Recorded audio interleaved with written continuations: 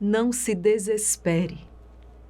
Porque se houve um caminho de volta para Santa Maria Madalena, para aquele filho pródigo, para Zaqueu, se houve um caminho de volta para São Pedro, príncipe dos apóstolos, há um caminho de volta também para você. Essa palavra hoje nos convida a aprender com Pedro. Que mesmo diante das nossas falhas, dos nossos erros, da nossa miséria, nós não devemos nos desesperar, porque Deus é maior que o meu erro, porque Deus é maior que a minha miséria. Esse vídeo, essa palavra de hoje é especialmente para você, que se sente cabisbaixo, que acha que não tem jeito, que não tem solução. Pedro hoje está nos ensinando, a partir de uma experiência sofrida. Mas Deus está nos ensinando que nem mesmo a minha fraqueza, a minha miséria, é obstáculo à graça, à misericórdia de Deus, muito pelo contrário. A minha miséria atrai a misericórdia de Deus, a minha fraqueza atrai a força de Deus. Nós estamos hoje diante desta cena onde Jesus está na última ceia reunido com seus apóstolos. É um evangelho riquíssimo, nós poderíamos tecer vários comentários, fazer várias reflexões, mas eu vou me deter hoje na figura de Pedro. O Senhor acabou de anunciar que seria traído. Pedro, já no seu impulso, quer saber quem é, talvez para censurar, talvez para intervir, com as suas forças puramente humanas. Mas Pedro esqueceu de vigiar sobre si. E acabou que, de fato, o Senhor se referia a Judas. Mas Pedro, naquela mesma noite, também traiu o Mestre. Também o negou. Não era intenção de Pedro. Quando Pedro disse para o Mestre que daria a vida por ele, Pedro estava sendo verdadeiro. Mas o desejo e a vontade não são suficientes se não clamarmos a graça de Deus. Guarda isso com você. É preciso clamar a graça de Deus.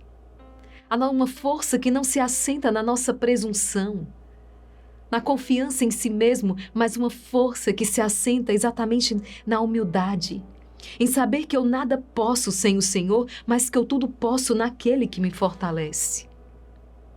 Talvez Pedro tenha cedido à tentação de, ao saber que Judas trairia o Mestre. Isso aqui é um léxico divino, dizer bem que eu desconfiava. Ele é um mau caráter, ele é um ladrão.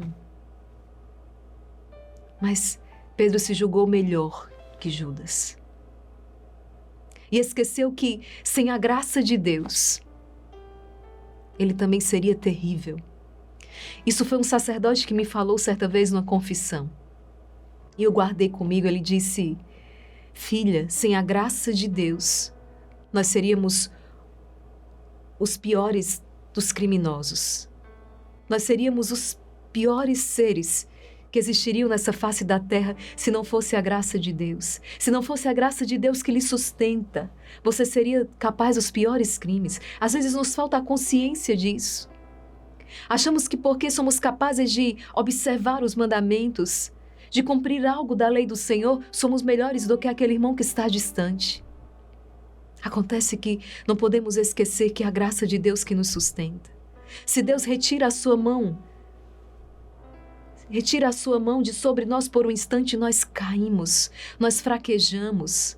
É o que acontece com Pedro. Pedro é sincero, é verdadeiro quando ele diz: Mestre, eu dou a minha vida por ti.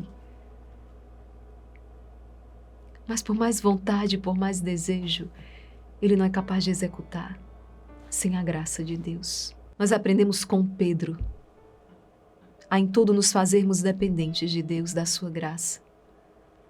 Pedro nega Jesus por 3 vezes. É humilhado pela sua fraqueza. Mas esse Pedro, ele é capaz de se arrepender. Ele chora amargamente o seu erro, a negação. E é exatamente no arrependimento que ele consegue fazer um caminho de volta. Aquela humildade que faltou em Pedro e que o fez cair, não falta agora. de modo que ele pode retornar ao caminho. Quando nós nos desesperamos, no fundo, é porque o orgulho ainda nos domina. Mas quando o orgulho é vencido, porque a soberba é a estratégia por excelência de Satanás. Ele é soberbo, ele é orgulhoso, ele não se inclina, ele não serve, ele não se dobra. E quando nós caímos nessa tentação, nós nos assemelhamos a Satanás. Perdemos essa semelhança com Deus. Ele é manso e humilde. Não é assim que Jesus é manso e humilde de coração? Se houver humildade no meu e no seu coração, nós faremos um caminho de volta. Aquele filho pródigo precisou de uma profunda humildade para voltar para casa. Maria Madalena precisou de uma profunda humildade para reconhecer. Zaqueu precisou de uma profunda humildade para percorrer um caminho de volta. Eu e você, nós precisamos da humildade para voltar a esta comunhão com Deus, para voltar à casa do Pai. Eu sei que essa palavra hoje está encontrando você e não é coincidência, não, é graça.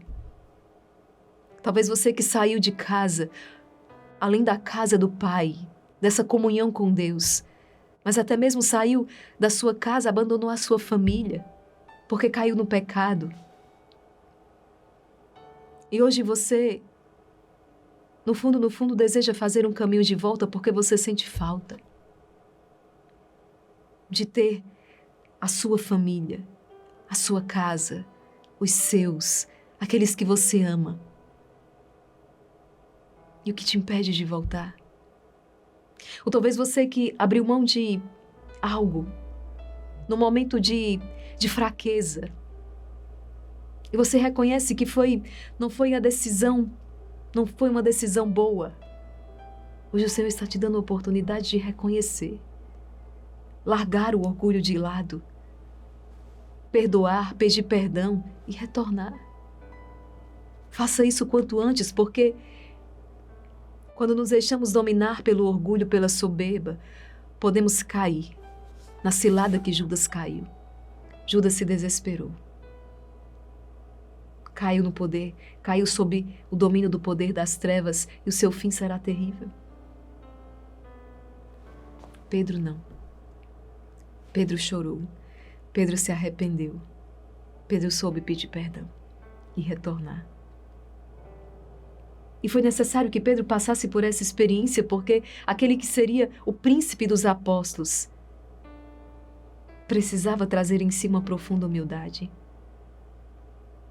E quando não somos humildes o suficiente, vamos precisar passar por humilhações.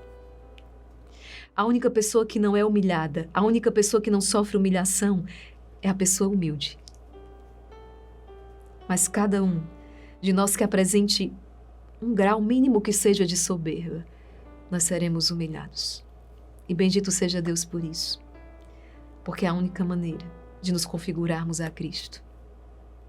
Temos um coração verdadeiramente humilde. É o coração que agrada o Senhor. É a virtude base, a humildade. É a virtude base, fundamental, a humildade. Vamos proclamar esta palavra hoje porque há poder na palavra de Deus. Quero convidar você a se inscrever no canal, a ativar o sino das notificações e deixar claro o seu like. Se essa partilha foi positiva para você. Vamos rezar. Pelo sinal da Santa Cruz, livrai-nos Deus, nosso Senhor, dos nossos inimigos. Em nome do Pai, do Filho e do Espírito Santo. Amém. Vinde, Espírito Santo, vinde por meio da poderosa intercessão do Imaculado Coração de Maria, vossa amadíssima esposa. Evangelho segundo São João, capítulo 13, versículos do 21 ao 33, do 36 ao 38. Naquele tempo, estando à mesa com seus discípulos, Jesus ficou profundamente comovido e testemunhou: em verdade vos digo, um de vós me entregará. Desconcertados, os discípulos olhavam uns para os outros. pois não sabiam de quem Jesus estava falando. Um deles, a quem Jesus amava, estava recostado ao lado de Jesus. Simão Pedro fez-lhe um sinal para que ele procurasse saber de quem Jesus estava falando. Então o discípulo, reclinando-se sobre o peito de Jesus, perguntou-lhe: Senhor, quem é? Jesus respondeu: é aquele a quem eu der o pedaço de pão passado no molho. Então Jesus molhou um pedaço de pão e deu a Judas, filho de Simão Iscariotes. Depois do pedaço de pão, Satanás entrou nele. Entrou em Judas. Então Jesus lhe disse: o que tens a fazer? Executa-o depressa. Nenhum dos presentes compreendeu por que Jesus lhe disse isso. Como Judas guardava a bolsa, alguns pensavam que Jesus lhe queria dizer: compra o que precisamos para a festa, ou que desse alguma coisa aos pobres. Depois de receber o pedaço de pão, Judas saiu imediatamente. Era noite. Depois que Judas saiu, disse Jesus: agora foi glorificado o Filho do Homem e Deus foi glorificado nele. Se Deus foi glorificado nele, também Deus o glorificará em si mesmo e o glorificará logo. Filhinhos, por pouco tempo, e sou ainda convosco.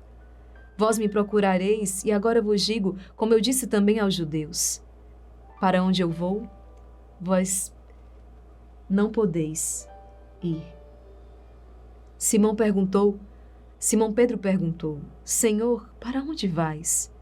Jesus respondeu-lhe: para onde eu vou, tu não me podes seguir agora, mas me seguirás mais tarde. Pedro disse: Senhor, por que não posso seguir-te agora? Eu darei a minha vida por ti. Respondeu Jesus: darás a tua vida por mim? Em verdade te digo, o galo não cantará antes que me tenhas negado 3 vezes. Palavra da salvação, glória a vós, Senhor. Dom Henrique Soares nos ensinava, que errar não é humano. Errar desumaniza, na verdade, de fato. Mas é também verdade que nós podemos aprender a partir dos nossos erros. Pedro aprendeu. Que você também possa aprender. Fecha os seus olhos um instante e suplica ao Senhor, motivado e amparado pelo poder que há na palavra de Deus. Hoje seja um dia de reconhecer o nosso nada e a nossa dependência de Deus. Que, movido pelo Espírito Santo, tu possas fazer um caminho de volta. Tu possas abandonar o caminho errado e voltar ao caminho certo. Abandonando essa soberba, este orgulho, deixando de lado. E tomado por essa profunda humildade, reconhecer e retornar. Pede essa graça ao Senhor. Senhor, dá-me essa graça nesse dia de retornar àquele lugar,